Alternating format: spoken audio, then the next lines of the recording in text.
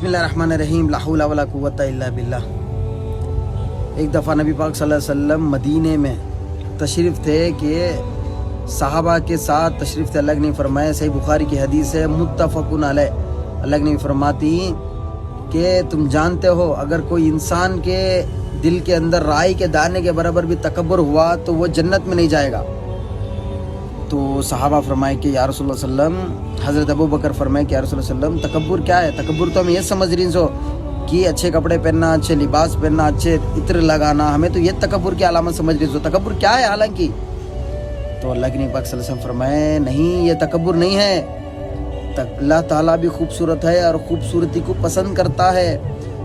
تکبر یہ نہیں ہے کہ تمہیں اچھے کپڑے پہننا، اچھے لباس پہننا، اچھے جوتے، اچھا عطر لگانا، یہ تکبر کی علامت نہیں ہے۔ تکبر کی علامت یہ ہے کہ حق بات سے انعات کرو، یعنی تمہارے پاس حق بات آ جائے تو اسے انکار کر ڈالتے نا، وہ تکبر۔ بس آ گئے حق بات بتا رہی ہمیں، اللہ کے نبی یہ فرما رہی، اس سے منع کریں، یہ کرنے کا حکم دیں تم نہ کو، اس کے باوجود بھی نہیں مانتے ہمیں بات ان کی۔ جو فلاں ہمارے جو بڑے بزرگ تھے، ہمیں ان کی بات مانتی سو، ہمیں اللہ تمہیں جب حدیثاں دکھائی کے بعد بھی ہمیں نہیں مانتے، ہمیں وہ بات مانتی گے تو ہمیں تکبر کرے سو۔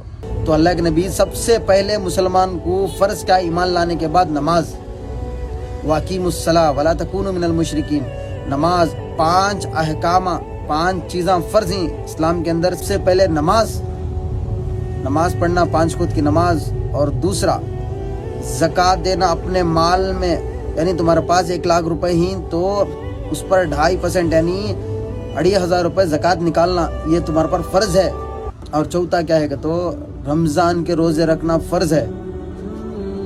اور 5واں اگر تمہیں استطاعت ہو، تمہارے پاس مال رہا تو تمہیں بیت اللہ کا حج کرنا، یہ 5واں فرض ہے۔